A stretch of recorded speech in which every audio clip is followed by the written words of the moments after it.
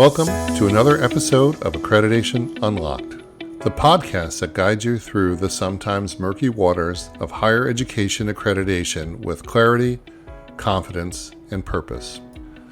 I'm Dr. Ken Clough, and today we're exploring a role that often gets handed to someone with little notice, limited training, and a mountain of expectations: the Accreditation Liaison Officer, or ALO. The ALO is often the glue that holds the entire accreditation process together. You might be juggling reports, data requests, faculty questions, site visit logistics, and institutional politics, all while trying to make sure your college or university remains in good standing. It's a complex role, one that demands a diverse skill set and the ability to lead from the center. Today we're going to build a practical, hands-on toolkit to help you not just survive in this role, but thrive. Let's begin by understanding what the role truly entails. On paper, the ALO is a designated contact person between the institution and the accrediting agency. That sounds fairly straightforward, but the reality is much more expansive. The ALO is often a project manager, strategist, communicator, and systems thinker all rolled into one. You have to know the standards, translate them for others, collect and organize evidence, and ensure that everyone is contributing to a shared institutional vision of quality. So how do you do that well? Let's break it down. Strategic thinking in the bigger picture. One of the most essential skills for an ALO is the ability to think strategically. You need to understand how accreditation intersects with your institution's mission, strategic plan, and long-term goals. Accreditation is not just about compliance. It's about demonstrating institutional effectiveness and a commitment to continuous improvement. This means you need to be at the table for strategic planning conversations. You need to understand the institutional priorities and be able to connect the dots between those priorities and accreditation requirements. When you can do that, your work becomes not just relevant, but essential to institutional leadership. Communication as a core competency. Now let's talk about communication. As an ALO, your ability to communicate clearly and effectively is crucial. You're not just writing reports or sending reminders.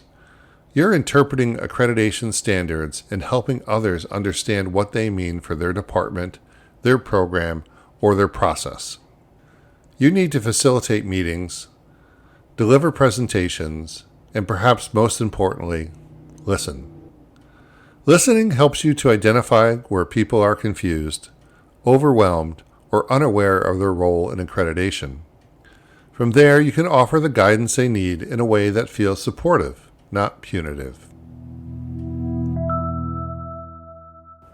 Project management in action. Accreditation work is at its core a project. It has deadlines, deliverables, contributors, and milestones. As the ALO, you have to keep the process moving forward.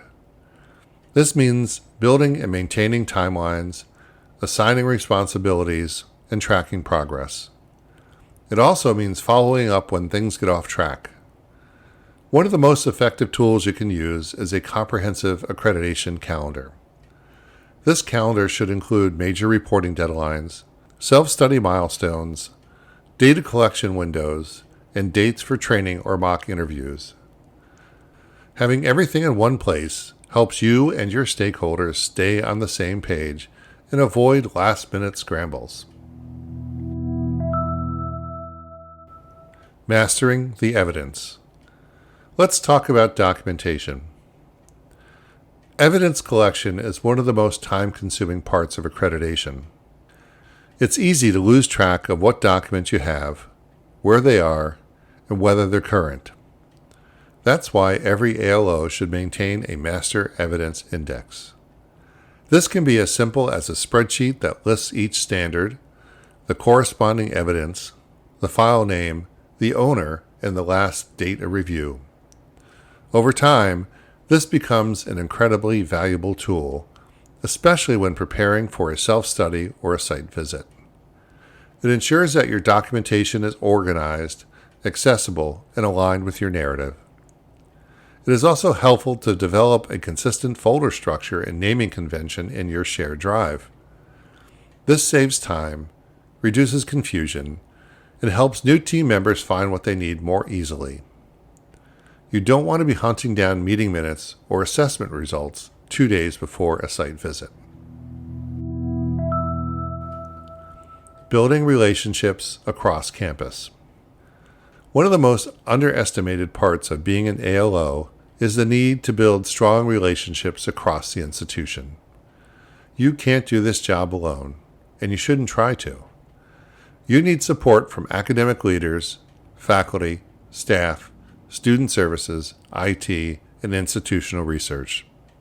Take time to meet with these individuals, explain what you're working on, and find out how their work connects to accreditation.